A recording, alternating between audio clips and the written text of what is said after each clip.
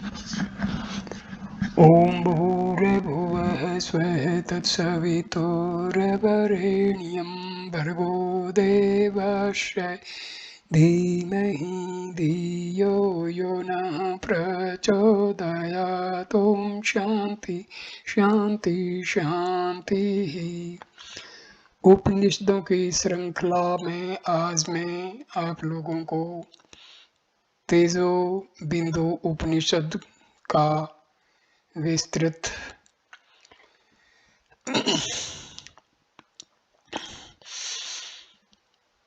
व्याख्यान प्रस्तुत कर रहा हूँ।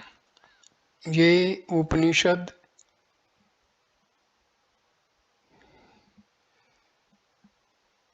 सामान्य उपनिषद की श्रृंखला में आता है।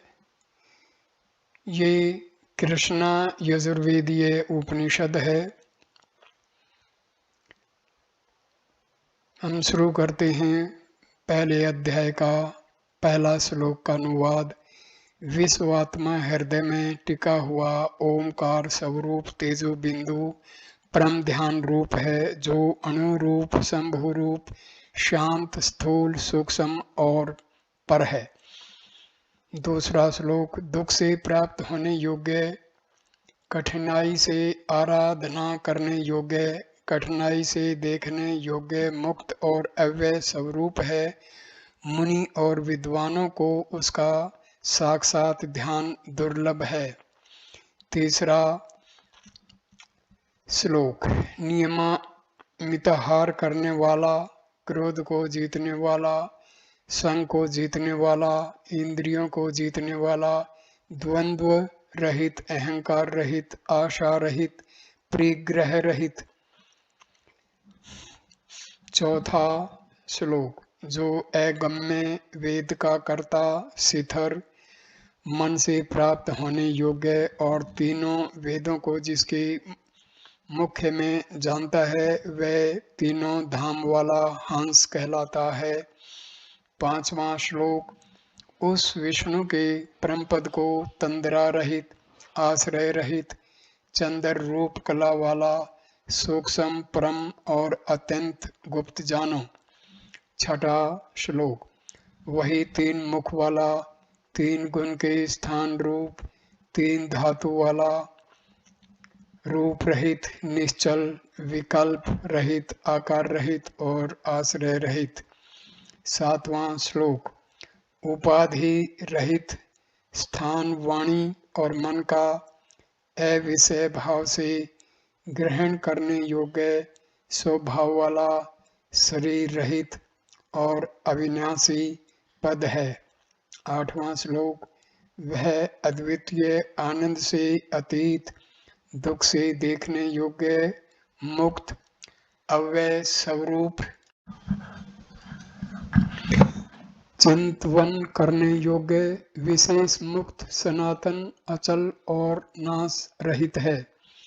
नौवां श्लोक वह ब्रह्म है, वह अध्यात्म है, वह विष्णु है, वह शरण है, चिंतन न किया जाए ऐसा जो चिन्ह में आत्मा है, वह परम आकाश रूप से स्थित है। 10वां श्लोक वह शून्य से विरुद्ध, शून्य भाव वाला, परंतु शून्य से अतीत और हृदय में स्थित है। न ध्यान है, न ध्यान करने वाला है और न ध्यान करने योग्य ध्येय ही है। 11वां श्लोक न सब है, केवल परम शून्य है, उसने ओम, न पर है, न अपर से पर है, वह चिंतन करने के अयोग्य और न जानने योग्य है, न सत्य है, न पर है ऐसा जानो। 12वां श्लोक मुनियों से न मिला हुआ, देवताओं से न मिला हुआ, परम जानो, लोभ, मोह, भय, गर्व, काम, क्रोध और पाप रूप नहीं है। 13वां श्लोक शीत, उष्ण, भूख, प्यास और संकल्प, विकल्प रूप नहीं है।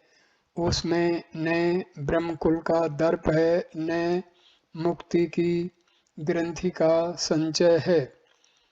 14वां श्लोक न भय है, न सुख दुख है, न मान अपमान है। इन भावों से छूटा हुआ वह ब्रह्म ग्रहण करने योग्य है और वही परम है। 15वां श्लोक।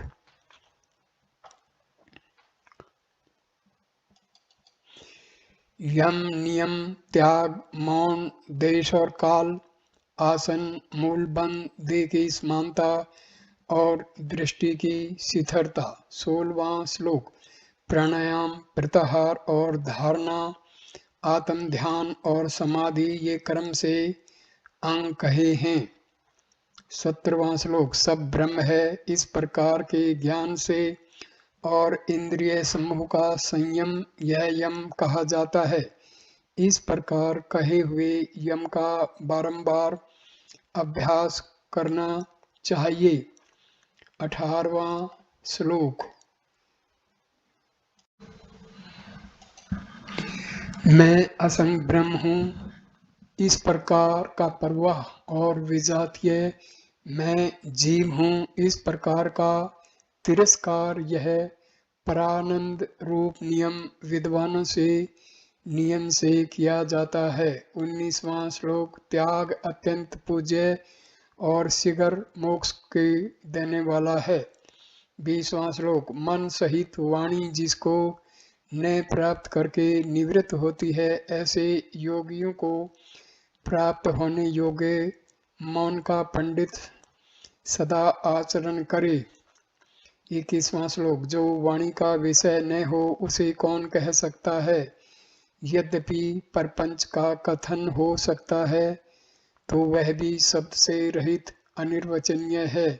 22वां श्लोक। अथवा जो सब स्वाभाविक हो जाए वह मौन है। वाणी का मौन तो बालकों के लिए है, ब्रह्मवादियों के लिए अयोग्य है। 23वां श्लोक।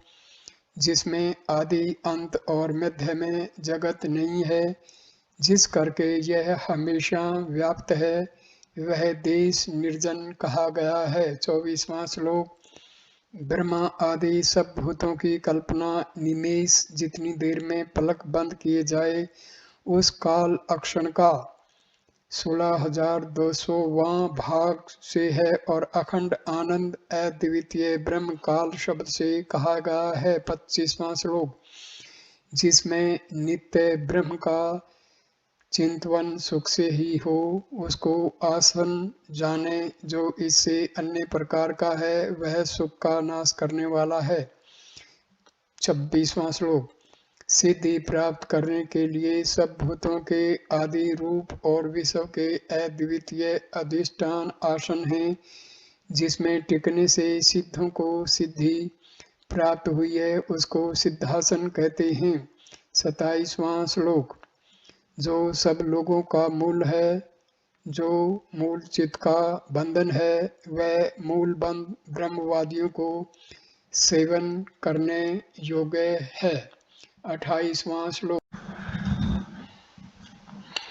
समान ब्रह्म में लीन होने को अंगों की समानता जाने।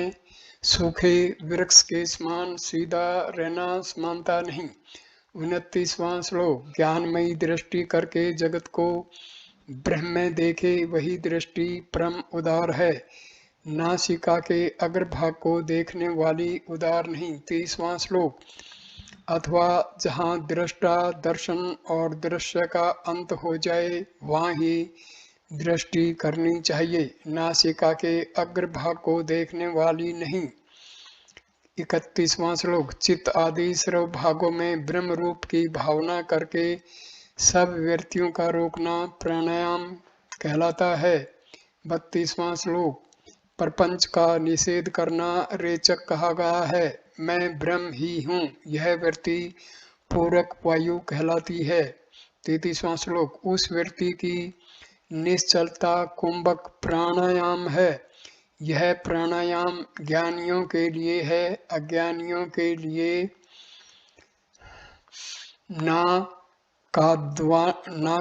नाक दबाना है। 34वां श्लोक। विषयों में आत्मपना देकर मन का चैतन्य में रंग जाना प्रत्याहार जानना चाहिए, उसका बारंबार अभ्यास करना चाहिए।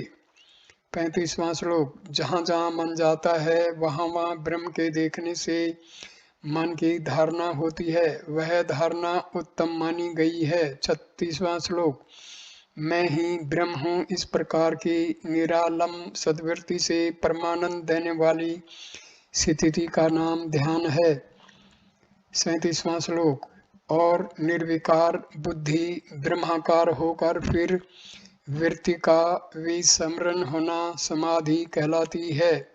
38वां श्लोक। जब तक इस प्रकार के अकृत्रिम वास्तविक आनंद की प्राप्ति न हो तब तक साधु अच्छी प्रकार से अभ्यास करे, जब तक पुरुष का लक्ष्य स्वयं प्रत्यक्ष न हो जावे। 38वां। बाद में योगी राज साधन से मुक्त होकर सिद्ध होता है, तब उसके मन और वाणी का विषय ही अपना स्वरूप हो जाता है। 40वां श्लोक। परंतु समाधि करते हुए विघ्न अवश्य आते हैं, अनुसंधान का त्याग, आलस्य, भोग की इच्छा। 41वां श्लोक। लय, अंधकार, विक्षेप, तेज पसीना और शून्यता, इस प्रकार के बहुत से विघ्न ब्रह्मज्ञानियों को त्यागने चाहिए। 42वां श्लोक। भाव वृत्ति से भावना है, शून्य वृत्ति से शून्यता है, ब्रह्म वृत्ति से पूर्णता है। उस ब्रह्म वृत्ति से पूर्णता का अभ्यास करे। 43वां श्लोक। जो मनुष्य इस परम पवित्र ब्रह्म नाम वाली वृत्ति को छोड़ते हैं, वे पशुओं के समान व्यर्था ही जीते हैं। 44वां श्लोक। जो इस वृत्ति को जानते हैं और जानकर जो उसे बढ़ाते हैं, वे पुरुष धन्य हैं और तीनों लोकों में वंदना करने योग्य हैं। 45वां श्लोक। जिनकी वृत्ति समान होकर वृद्ध हुई है और फिर परिपक्व हुई है, वे ही सत्य ब्रह्म भाव को प्राप्त हुए हैं, दूसरे शब्दवादी नहीं प्राप्त होते। 46वां श्लोक। ब्रह्म वार्ता में कुशल वृत्तिहीन और राग वाले वे भी अज्ञानता के कारण बारंबार आते जाते हैं। 47वां श्लोक। वे ज्ञानी ब्रह्ममत्ती वृत्ति के बिना आधे अक्षण भी नहीं टिकते, जैसे कि ब्रह्मादि, सनकादि, सुखादि टिकते हैं।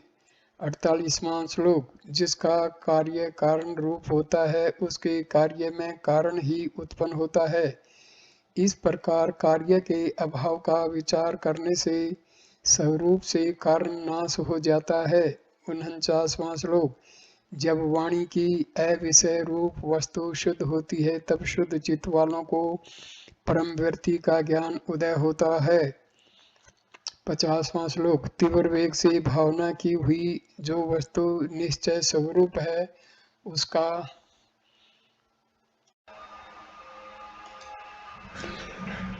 दृश्य अदृश्य करके ब्रह्माकार से चिंतन करे।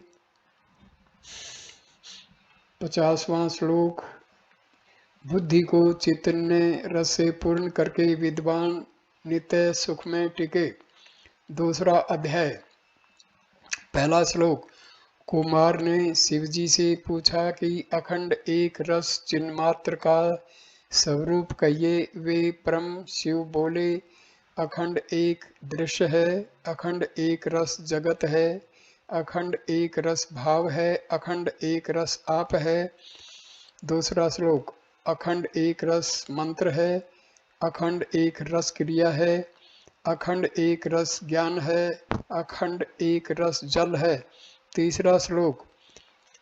अखंड एक रस पृथ्वी है, अखंड एक रस आकाश है, अखंड एक रस शास्त्र है, अखंड एक रस श्रुति है।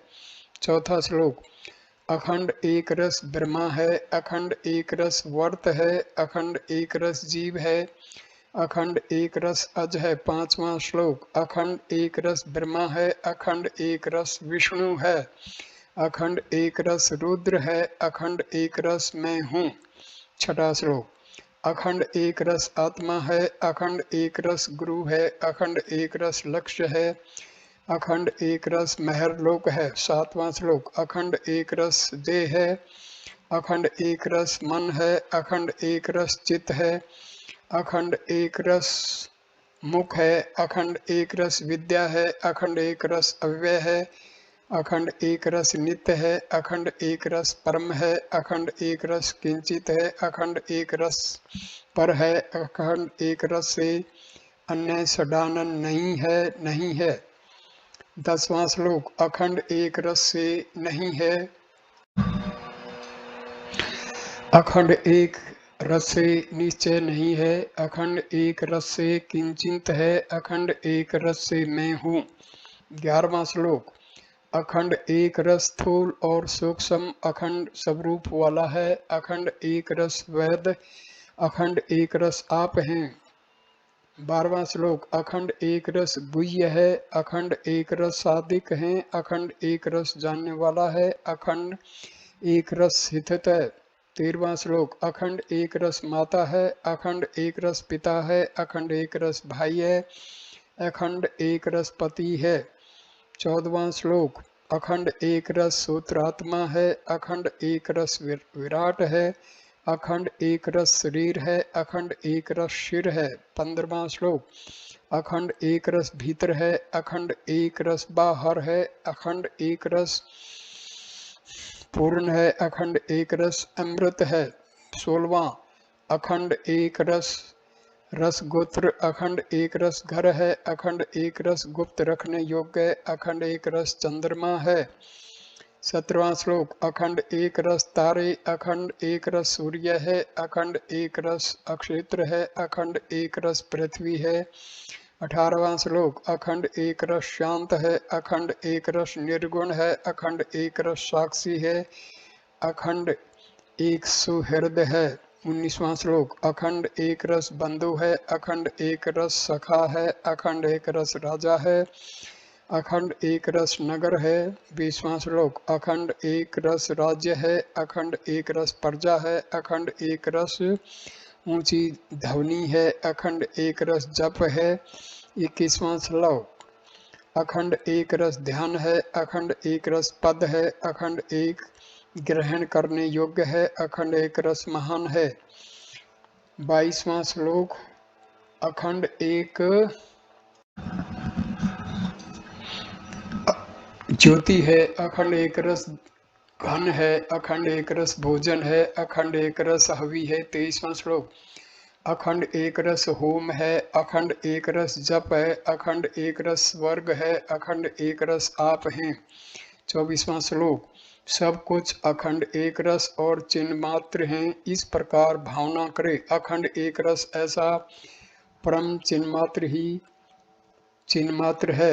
25वां श्लोक, संसार से रहित चिन्ह मात्र है और संसारी सब चिन्ह मात्र ही है, यह सब चिन्ह मात्र में निश्चय जन्मे ही है। 26वां श्लोक, आत्म भाव और चिन्ह में अखंड एक रस जानो, सर्वलोक के चिन्ह मात्र घूमने और कांपने का चिन्ह में जानो। 27वां श्लोक, आकाश भूमि जल वायु अग्नि विष्णु शिव जो किंचित और किंचित नहीं है, सब चिन्ह मात्र ही है। 28वां श्लोक, सब अखंड एक रस हैं, जो जी हैं चिन्ह मात्र ही हैं, भूत वर्तमान और भविष्य सब चिन्ह मात्र ही हैं। 29वां श्लोक, द्रव्य और काल चिन्ह मात्र हैं, ज्ञान ज्ञेय चित्त ही है, ज्ञाता चिन्ह मात्र रूप है और सब चिन्ह में ही है, बोलना चिन्ह मात्र है, जो है चिन्ह मात्र ही है, असत और सत्य चिन्ह मात्र है, आदि और अंत सदा चिन्ह में है। 31वां श्लोक, आदि और अंत चिन्ह मात्र हैं, गुरु और शिष्य आदि चिन्ह में हैं, यदि दृष्टि और दृश्य चिन्ह मात्र है तो सदा चिन्ह में ही है। 32वां श्लोक, सब आश्चर्य ही चिन्ह मात्र है, देवी चिन्ह मात्र है, लिंग कारण चिन्ह मात्र शिवाय विद्यमान नहीं रहते।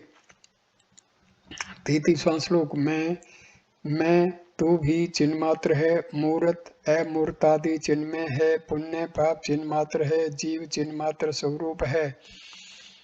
34वां श्लोक, चिन्ह मात्र से शिवाय संकल्प नहीं है, चिन्ह मात्र से शिवाय जानना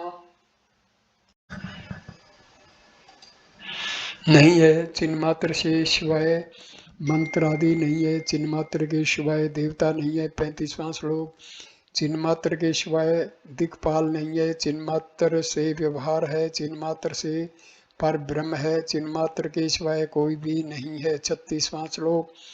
चिन्मात्र के सिवाय माया नहीं है, चिन्मात्र के सिवाय पूजन नहीं है, चिन्मात्र के सिवाय मानने योग्य नहीं है, चिन्मात्र के सिवाय सत्यता नहीं है।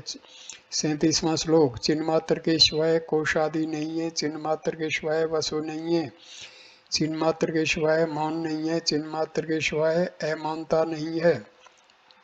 38वां श्लोक। चिन्मात्र के सिवाय वैराग्य नहीं है, सब चिन्मात्र से ही है, जो और जितना चिन्मात्र है, जो और जितना दिखता है। 39वां श्लोक। जो जितना और दूर स्थित सब चिन्मात्र ही है, जो और जितने भूतादि और जो जितने समझ में आते हैं, जो और जितने वेदांत हैं, सब चिन्मात्र ही हैं। चिन्मात्र के सिवाय गमन नहीं है, चिन्मात्र के सिवाय मोक्ष नहीं है।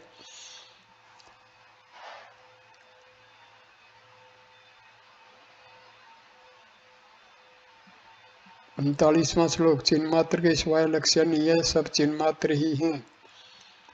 अखंड एक रस ब्रह्म चिन्मात्र के सिवाय विद्यमान नहीं है। 42वां श्लोक। शास्त्र में मुझ में तुझ में और इसमें अखंड एक रस आप हैं, इस प्रकार जो एक रूपता से अथवा मैं ही हूँ इस प्रकार जानता है। 43वां श्लोक। उसको एक बारी ऐसा जानने से मुक्ति होती है, यथार्थ जानने से वह स्वयं गुरु होता है। तीसरा अध्याय। पहला श्लोक। कुमार ने पिता से पूछा, आत्मा का अनुभव फिर कहिए। वे परम शिव बोले, मैं पर ब्रह्म स्वरूप हूँ, मैं परमानंद हूँ, मैं केवल ज्ञान हूँ, मैं केवल परम हूँ। दूसरा श्लोक। मैं केवल शांत रूप हूँ, मैं केवल चिन्मय हूँ, मैं केवल नित्य रूप हूँ, मैं केवल सनातन हूँ। तीसरा श्लोक। मैं केवल सत्व रूप हूँ, मुझको छोड़कर मैं ही हूँ, मैं हूँ, मैं सर्वरहित स्वरूप हूँ, मैं चिदाकाश में हूँ। चौथा श्लोक। मैं केवल तुर्य रूप हूँ, केवल तुर्यातीत हूँ, सदा चैतन्य रूप हूँ, मैं सच्चिदानंद में हूँ। पांचवा श्लोक। केवल आकार रूप हूँ, मैं सदा शुद्ध रूप हूँ, मैं केवल ज्ञान रूप हूँ, मैं केवल प्रिय हूँ। छठा श्लोक। निर्विकल्प स्वरूप हूँ, चेष्टा रहित हूँ, रोग रहित हूँ, सदा असंग स्वरूप हूँ, मैं अव्यय निर्विकार हूँ। सातवां श्लोक। सदा एक रस रूप हूँ, सदा चिन्मात्र स्वरूप हूँ, अपरिच्छिन्न रूप हूँ, अखंड आनंद रूप वाला हूँ। आठवां श्लोक। सत्य परमानंद रूप हूँ, मैं चित्त परानंद हूँ, मैं वाणी और मन का अविषय भीतर और बाहर का रूप हूँ। नौवां श्लोक। मैं आत्मानंद स्वरूप हूँ, मैं सदा सत्य आनंद हूँ, मैं आत्मा राम स्वरूप हूँ, मैं ही सदा शिव आत्मा हूँ। 10वां श्लोक। आत्म प्रकाश रूप हूँ, मैं आत्म ज्योति रस हूँ, आदि मध्य और अंत से रहित हूँ, मैं आकाश के समान हूँ।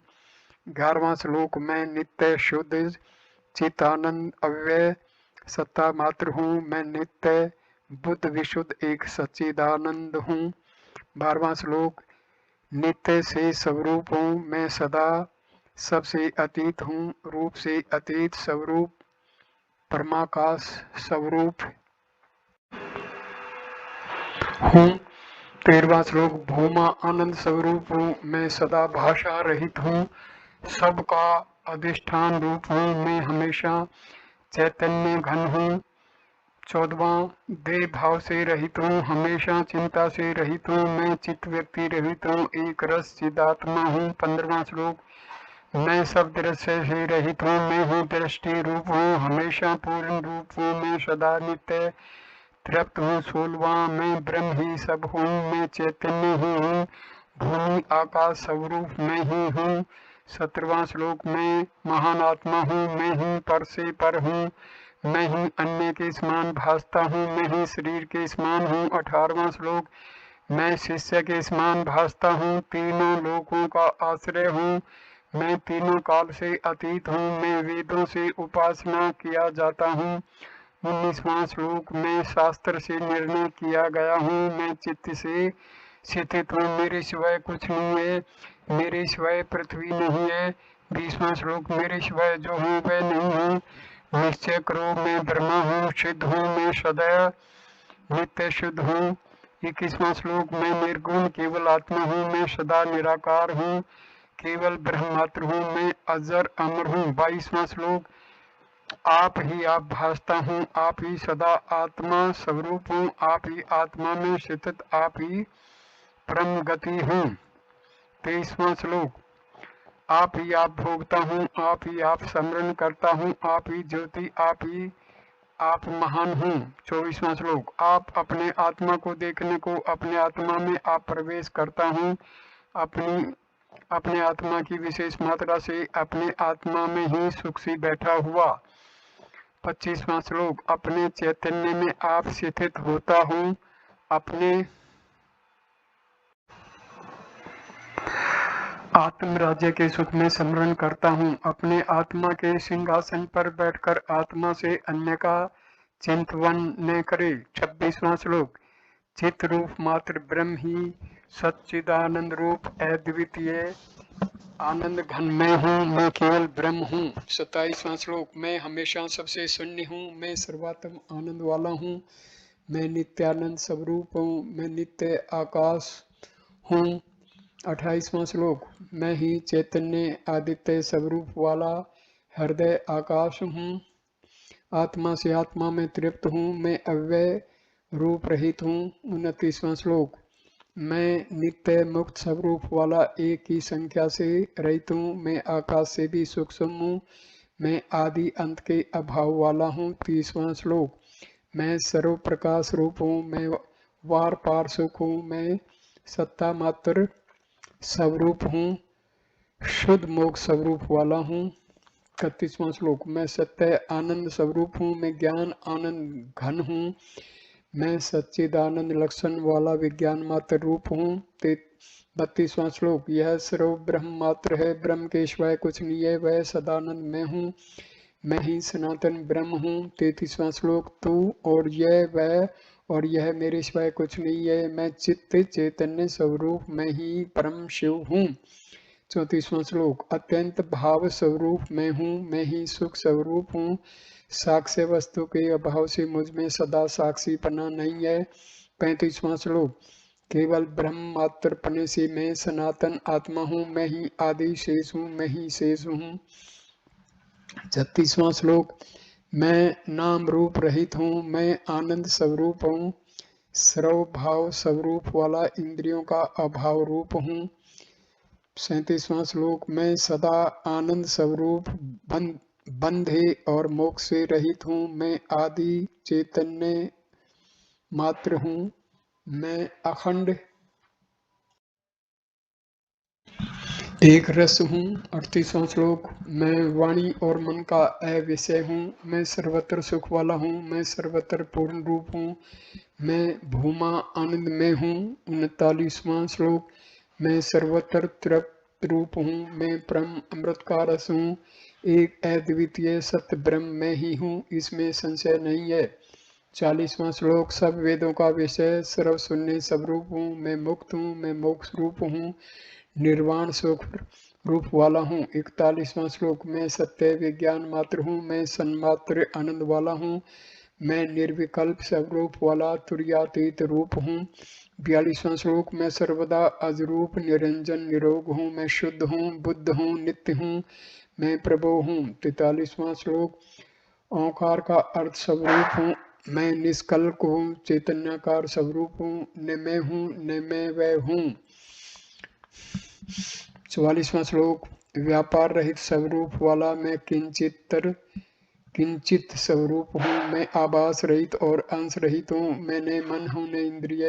45वां, मैं न बुद्धि हूँ न विकल्प हूँ, न मैं देह आदि तीनों मैं हूँ, मैं जागृत स्वरूप नहीं हूँ न सुषुप्ति स्वरूप वाला हूँ। 46वां श्लोक, न मैं पेन ताप रूप हूँ न पेन ऐसना वाला हूँ, मुझ चैतन्य आत्मा में श्रवण और मनन सिद्ध नहीं होता।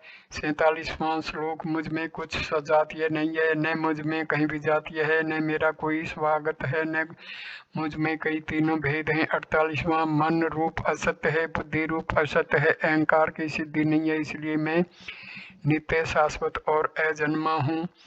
49वां श्लोक। तीनों देहों को असत जानो, तीनों काल को हमेशा असत जानो, तीनों गुणों को असत जानो, क्योंकि मैं ही एक पवित्र सत्य स्वरूप हूँ। 50वां श्लोक। सब सुने हुए को असत्य जानो, सब वेदों को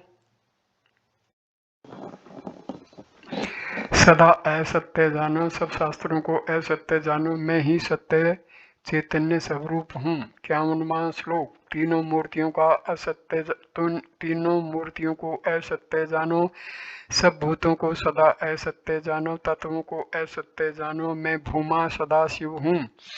52वां श्लोक। गुरु शिष्य को असत्य जानो, गुरु के मंत्र को असत्य जानो, जो दृश्य है उसको असत्य जानो, मुझे इस प्रकार का न जानो। 53वां श्लोक।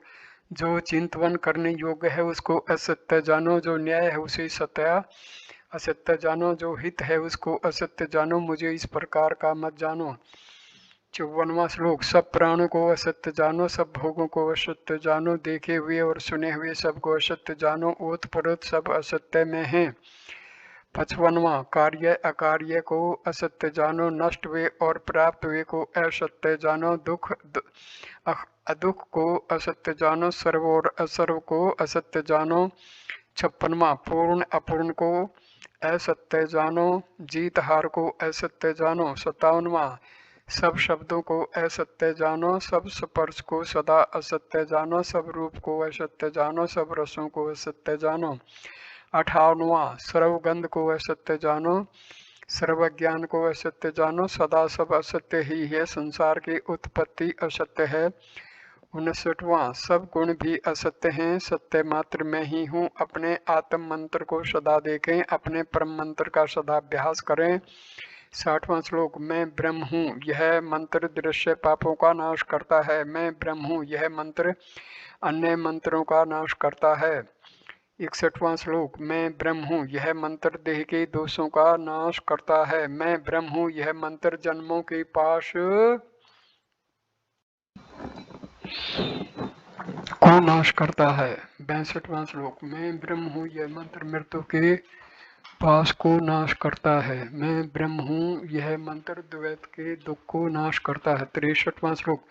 मैं ब्रह्म हूँ, यह मंत्र बुद्धि को नाश करता है, मैं ब्रह्म हूँ, यह मंत्र चिंता के दुख को नाश करता है। 64वां श्लोक। मैं ब्रह्म हूँ, यह मंत्र बुद्धि की व्यक्ति को नाश करता है, मैं ब्रह्म हूँ, चित्त के बंधन को नाश करता है। 65वां श्लोक। मैं ब्रह्म हूँ, यह मंत्र सब व्यक्तियों को नाश करता है, मैं ब्रह्म हूँ, यह मंत्र सर्व शोक को नाश करता है।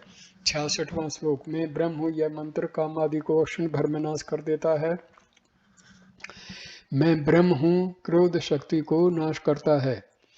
67वां श्लोक। मैं ब्रह्म हूँ, यह मंत्र चित्त वृत्ति का नाश करता है, मैं ब्रह्म हूँ, यह मंत्र संकल्प आदि का नाश करता है।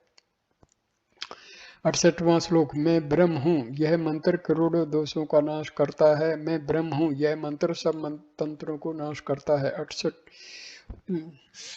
69वां श्लोक। मैं ब्रह्म हूँ, यह मंत्र आत्मा के अज्ञान को नाश करता है, मैं ब्रह्म हूँ, यह मंत्र आत्मलोक की जय को देने वाला है। 70वां श्लोक। मैं ब्रह्म हूँ, यह मंत्र अखंड सुख का देने वाला है, मैं ब्रह्म हूँ, यह मंत्र चैतन्यता को देता है। 71वां श्लोक। मैं ब्रह्म हूँ, यह मंत्र अनात्म रूप असुर को मारने वाला है, मैं ब्रह्म हूँ, यह वज्र अनात्म रूप पर्वतों का हरण करता है। 72वां श्लोक। मैं ब्रह्म हूँ, यह मंत्र अनात्म रूप असुरों को हरण करता है, मैं ब्रह्म हूँ, यह मंत्र उन सब से छुड़ा देता है। 73वां श्लोक। मैं ब्रह्म हूँ, यह मंत्र ज्ञान आनंद को देता है। 7 करोड़ महामंत्र हैं, वे 100 करोड़ जन्म के देने वाले हैं।